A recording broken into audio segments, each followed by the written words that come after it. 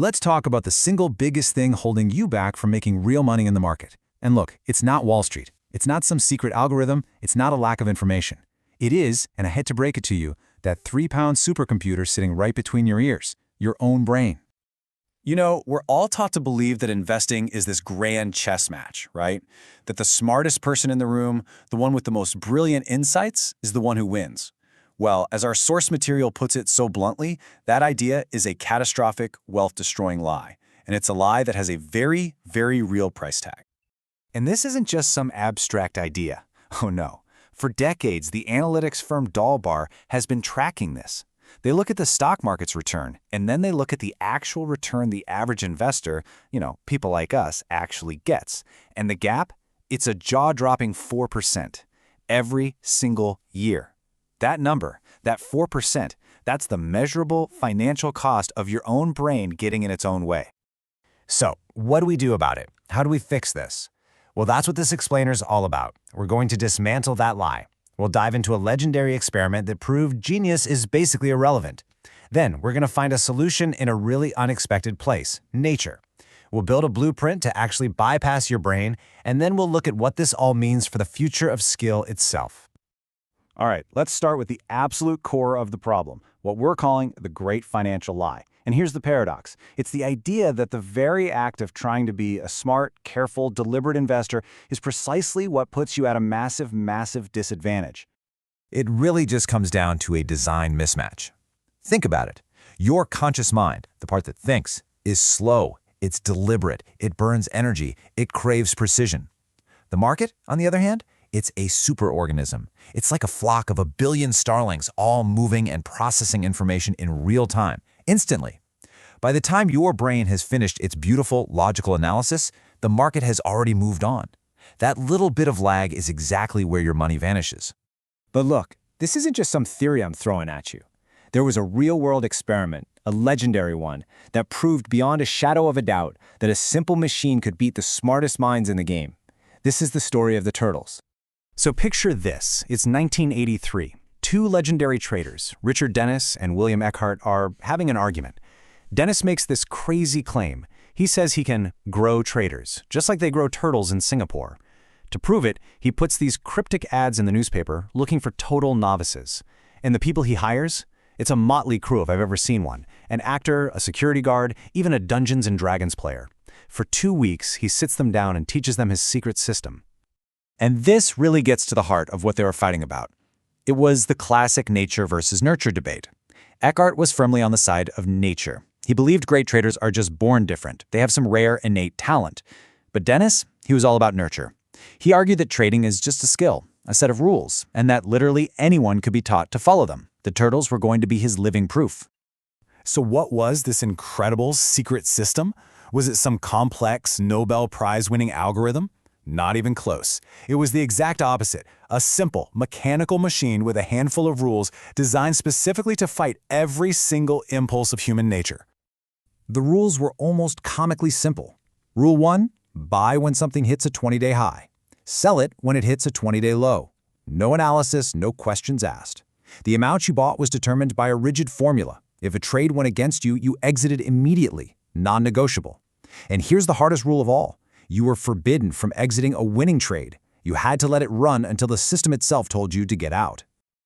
I mean, that sounds pretty easy, doesn't it? But here's the kicker. Richard Dennis himself famously said he could publish these exact rules in the Wall Street Journal and almost nobody would actually follow them. Why? Because actually executing these simple rules is a form of psychological torture. Just think about it for a second.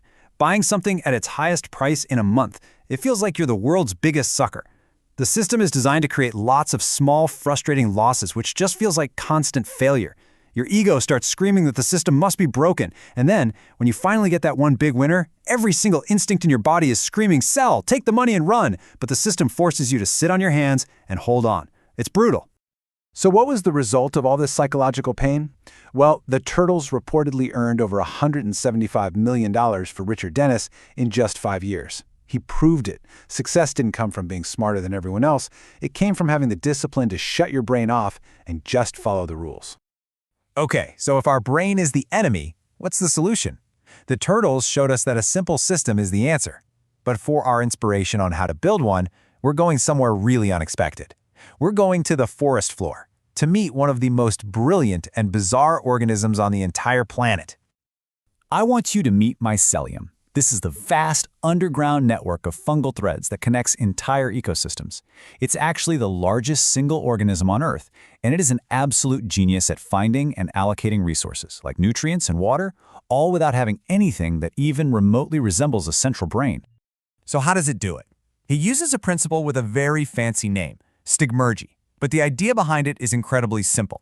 Just think about an ant colony. A single ant wanders around, finds some food, and on its way back to the nest, it leaves a little chemical trail. Another ant smells it, follows it, finds the food, and on its way back, it lays down its own trail, reinforcing the first one. Pretty soon, you have a superhighway of ants going directly to the food. The intelligence isn't in any single ant. It emerges from all of them following simple, local rules. That's the principle we're going to steal. So let's do it. Let's use this incredible idea from nature to build our very own financial mycelial network. We're going to lay out a 4-part blueprint designed specifically to bypass the flaws of that wonderful but often unhelpful human brain. Our system has 4 modules, and each one completely reframes your job. You're going to stop thinking of yourself as a stock picker and instead become a sensor network architect.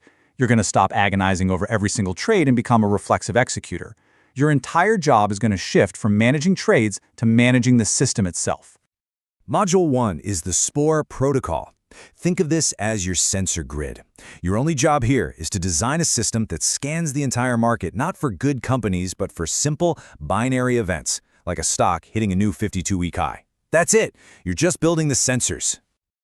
Module 2 is the Hyphal engine. This is where you connect the dots. You create hard-coded if-then rules that link the signals from your sensor grid directly to actions. If a stock hits a 52-week high, then buy. This simple step turns those agonizing, emotional decisions into completely automatic reflexes. It bypasses panic, it bypasses greed, it bypasses your brain entirely. Now, the real intelligence of the entire system emerges here in Module 3, the allocation network. It runs on 2 beautiful, simple rules. First, positive reinforcement. You automatically add more capital to positions that are working. Second, manage decay. You automatically cut capital from positions that are losing or just going nowhere.